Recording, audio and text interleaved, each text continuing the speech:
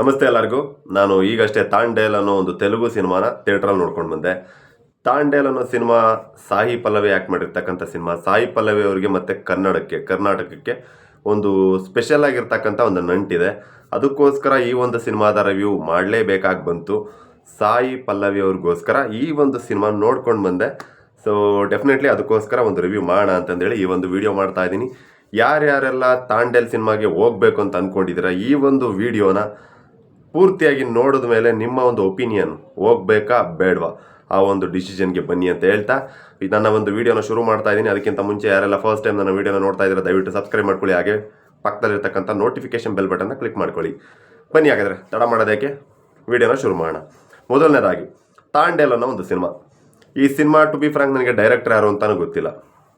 But ಒಂದೊಳ್ಳೆ ದೊಡ್ಡ ತಾರಾ ಬಳಗ ಹೊಂದಿರತಕ್ಕಂಥ ಒಂದು ದೊಡ್ಡ ಟೀಮ್ ಅಂತ ಹೇಳ್ಬೋದು. ಬಿಕಾಸ್ ಅದೊಂದು ಒಳ್ಳೆ ಪ್ಯಾನ್ ಇಂಡಿಯಾ ರೇಂಜಲ್ಲಿ ಮಾಡಿರ್ತಕ್ಕಂಥ ಸಿನಿಮಾ. ಆಲ್ಮೋಸ್ಟ್ ಕನ್ನಡದಲ್ಲೂ ಕೂಡ ಡಬ್ ಆಗಿದೆ ಅಂತ ನಾನು ಅನ್ಕೊತಾ ಇದ್ದೀನಿ. ನಾನು ಫ್ರೆಂಡ್ಸ್ ಜೊತೆ ಹೋಗಿದ್ದೆ, ಸೊ ಹಾಗಾಗಿ ನನಗೆ ಫ್ರೆಂಡ್ಸ್ ತೆಲುಗುದಲ್ಲೇ ಕರ್ಕೊಂಡು ಹೋದರು.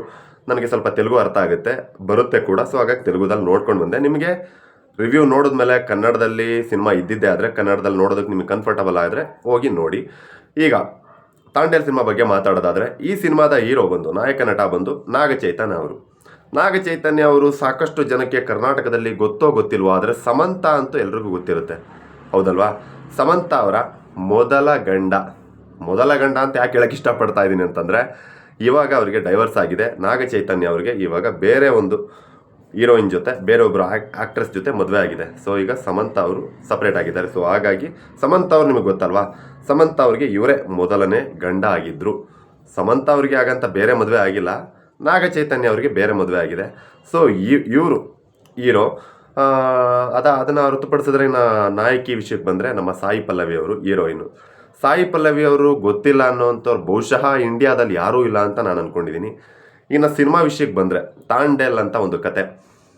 ಫಸ್ಟ್ ಹಾಫಲ್ಲಿ ಇವರಿಬ್ಬರ ಒಂದು ಕ್ಯೂಟ್ ಲವ್ ಸ್ಟೋರಿ. ನಾವು ಇದಕ್ಕಿಂತ ಮುಂಚೆ ನೋಡಿದಂಥ ಸಿನಿಮಾಗಳು ಪುಷ್ಪ ಆಗಿರ್ಬೋದು, ಆಮೇಲೆ ಉಪ್ಪೇನ ಸಿನಿಮಾ ಆಗಿರ್ಬೋದು, ಈ ಥರದೊಂದಷ್ಟು ಕ್ಯೂಟ್ ಲವ್ ಸ್ಟೋರಿ ಇರ್ತಕ್ಕಂಥ ಸಿನಿಮಾಗಳನ್ನ ನಾವು ನೋಡಿದ್ದೀವಿ.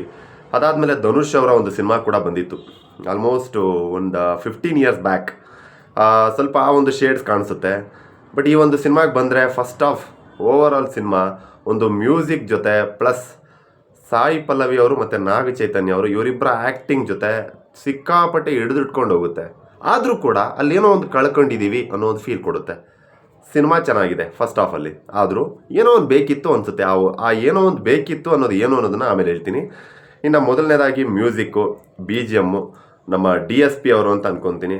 DSP ಅವರು ನಿಜವಾಗಲೂ ಇಲ್ಲಿಗೆ ಟಚ್ ಆಗೋವಂಥ ಸಾಂಗ್ಸ್ ಕೊಟ್ಟಿದ್ದಾರೆ.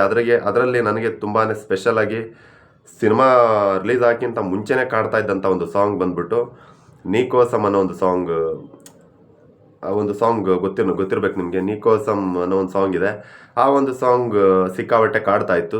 ಬಹುಶಃ ನಾನು ಈ ಒಂದು ಸಿನಿಮಾಗೆ ಹೋಗೋದಕ್ಕೆ ಕಾರಣ ಆ ಒಂದು ಸಾಂಗ್ ಅಂತಲೇ ಅನ್ಕೊತೀನಿ. ಇನ್ನು ನೆಕ್ಸ್ಟ್ ಮ್ಯೂಸಿಕ್ ವಿಷಯಕ್ಕೆ ಬಂದರೆ, ನಾನಂತೂ ಡೆಫಿನೆಟ್ಲಿ 10ಕ್ಕೆ 9.5 ಒಂದು ರೇಟಿಂಗನ್ನು ನಾನು ಮ್ಯೂಸಿಕ್ ಡೈರೆಕ್ಟರ್ DSP ಅವರಿಗೆ ಕೊಡೋಕ್ಕೆ ಇಷ್ಟಪಡ್ತೀನಿ.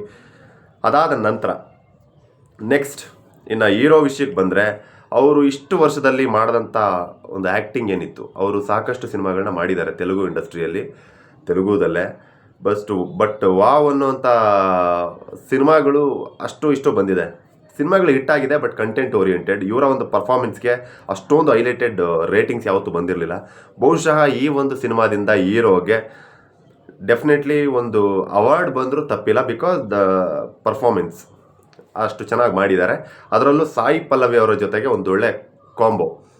ಇದುವರೆಗೂ ನಾಗ ಚೈತನ್ಯ ಅವರು ಆ್ಯಕ್ಟ್ ಮಾಡಿರ್ತಕ್ಕಂಥ ಒಂದು ಸಿನಿಮಾಗಳಲ್ಲಿ ನನಗೆ ದಿ ಬೆಸ್ಟ್ ಸಿನಿಮಾ ಪೇರ್ ಅಂತ ಅನಿಸಿದ್ದು ಅಫ್ಕೋರ್ಸ್ ಮಜಲಿ ಸಿನಿಮಾದಲ್ಲಿ ಸಮಂತ ಅವರು ಮತ್ತು ನಾಗ ಚೈತನ್ಯ ಅವರ ಒಂದು ಪೇರ್ ನನಗೆ ಸಿಕ್ಕಾಪಟ್ಟೆ ಇಷ್ಟ ಆಗಿತ್ತು. ಅದಾದಮೇಲೆ ಅವ್ರಿಗಿಂತ ಮುಂಚೆ ಅದಾದಮೇಲೆ ಯಾರ ಜೊತೆ ಅವ್ರು ಆ್ಯಕ್ಟ್ ಮಾಡಿದ್ರು ನನಗೆ ಅಷ್ಟು ಕಾಣಿಸ್ತಾ ಇರಲಿಲ್ಲ.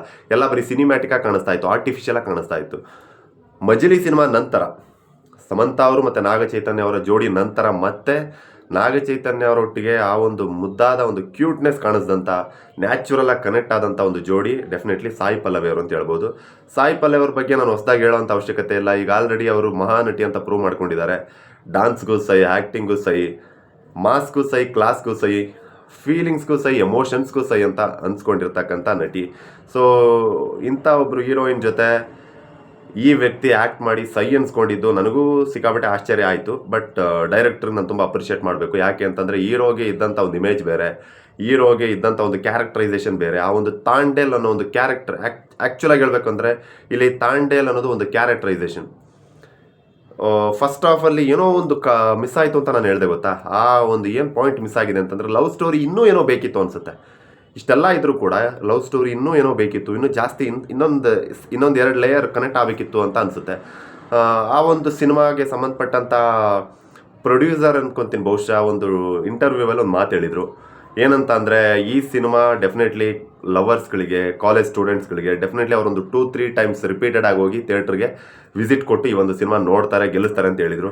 ನನಗೆ ಆ ಒಂದು ಪಾಯಿಂಟಲ್ಲಿ ಹೇಳೋದಾದರೆ ಡೆಫಿನೆಟ್ಲಿ ಈ ಒಂದು ಸಿನಿಮಾ ಸಿನಿಮಾ ಏನಿದೆ ಇದು ಬರೀ ಲವರ್ಸ್ ಕೂತ್ಕೊಂಡು ನೋಡೋವಂಥ ಸಿನಿಮಾ ಅಲ್ಲ, ಓವರ್ ಆಲ್ ಫ್ಯಾಮಿಲಿ ಕೂತ್ಕೊಂಡು ನೋಡೋವಂಥ ಸಿನಿಮಾ. ಬಿಕಾಸ್ ಏನಕ್ಕೆ ಅಂತಂದರೆ ಫಸ್ಟ್ ಹಾಫಲ್ಲಿ ಒಂದು ಇರ್ತಕ್ಕಂಥ ಲವ್ ಟ್ರ್ಯಾಕ್ ಏನಿದೆ ಅದು ಫಸ್ಟ್ ಹಾಫ್ಗೆ ಆಲ್ಮೋಸ್ಟ್ ಎಂಡ್ ಆಗ್ತಾ ಹೋಗುತ್ತೆ. ಸೆಕೆಂಡ್ ಹಾಫಲ್ಲಿ ಜಸ್ಟ್ ಒಂದು ರಿಯಲೈಸ್ ಆಗ್ತಾ ಹೋಗುತ್ತೆ, ಒಂದು ಜಸ್ಟ್ ಒಂದು ಮೆಮೊರಿ ಥರ ಫೀಲ್ ಆಗ್ತಾ ಹೋಗುತ್ತೆ. ಒಂದು ಪಾಕಿಸ್ತಾನಕ್ಕೆ ಹೋಗುವಂಥ ಒಂದು ಘಟನೆ ಆಗಿರ್ಬೋದು, ಅಲ್ಲಿ ಒಂದು ಆರ್ಟಿಕಲ್ ಸಿಗೋವಂಥ ಒಂದು ಘಟನೆ, ಅಲ್ಲಿ ಆರ್ಟಿಕಲ್ ಸಿಕ್ಕ ಮೇಲೆ ಅಲ್ಲಿ ಏನೇನೆಲ್ಲ ಆಗುತ್ತೆ ಅದೆಲ್ಲ ಕಥೆಯಲ್ಲಿದೆ, ನಾನು ಬಿಟ್ಕೊಡ್ಬಾರ್ದು. ಅದಕ್ಕೋಸ್ಕರ ಪಾಕಿಸ್ತಾನಕ್ಕೆ ಹೋಗುವಂಥ ಒಂದು ಘಟನೆ ಬರುತ್ತೆ, ಅಲ್ಲಿ ಸಿಕ್ಕಾಬಟ್ಟೆ ರೋಮಾಂಚನ ಆಗುವಂಥ ಒಂದಷ್ಟು ಸೀನ್ಸ್ಗಳಿದೆ. ತುಂಬ ಖುಷಿ, ತುಂಬ ನಾನು ಫಸ್ಟ್ ಹಾಫಿಗೆ ಕಂಪೇರ್ ಮಾಡಿದ್ರೆ ಸೆಕೆಂಡ್ ಹಾಫ್ ಸಿಕ್ಕಾಬಟ್ಟೆ ಚೆನ್ನಾಗಿದೆ ಅಂತ ಹೇಳಕ್ಕೆ ಇಷ್ಟಪಡ್ತೀನಿ. ಈ ಒಂದು ಸಿನಿಮಾದಲ್ಲಿ ರೇಟಿಂಗ್ಸ್ ಕೂಡ ನಾನು ಸೆಕೆಂಡ್ ಹಾಫಿಗೆ ಕೊಡ್ತೀನಿ. ಬಿಕಾಸ್ ಯಾಕೆ ಅಂತಂದರೆ ಪಾಕಿಸ್ತಾನಿ ರಿಲೇಟೆಡ್ ಸಿನಿಮಾಗಳು ಬಂದಿರೋದು ಆಲ್ಮೋಸ್ಟ್ ಕಡಿಮೆ.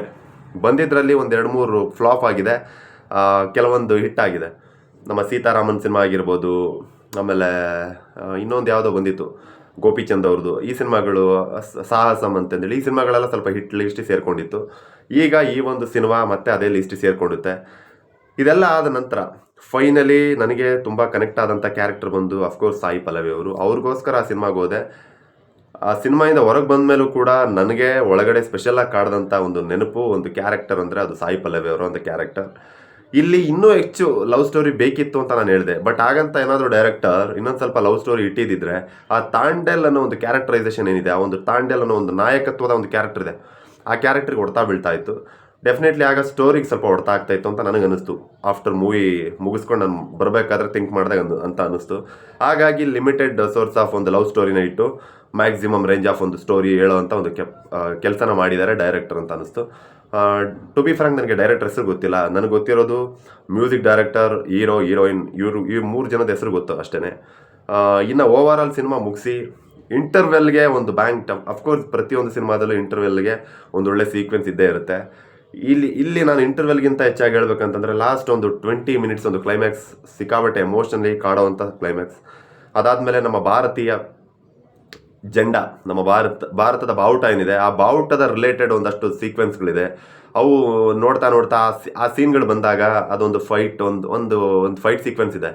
ಆ ಟೈಮಲ್ಲಿ ನಿಜವಾಗ್ಲೂ ನೋಡೋವಂಥ ಆಡಿಯನ್ಸ್ಗೆ ಮೈ ಜುಮ್ ಅನ್ಸೋ ಅಂಥ ಒಂದಷ್ಟು ಸೀಕ್ವೆನ್ಸಸ್ ಇದೆ. ಇವೆಲ್ಲ ಸಿನಿಮಾದ ಪ್ಲಸ್ ಪಾಯಿಂಟ್ಸ್. ಇನ್ನು ನೆಗೆಟಿವ್ ಪಾಯಿಂಟ್ಸ್ ಅಂತ ನಾನು ಹೇಳೋದಾದರೆ ಈ ಸಿನಿಮಾ ಬಗ್ಗೆ ಅಫ್ಕೋರ್ಸ್ ಅದೇನೆ, ಲವ್ ಸ್ಟೋರಿ ಇನ್ನೊಂದು ಸ್ವಲ್ಪ ಬೇಕಾಗಿತ್ತು.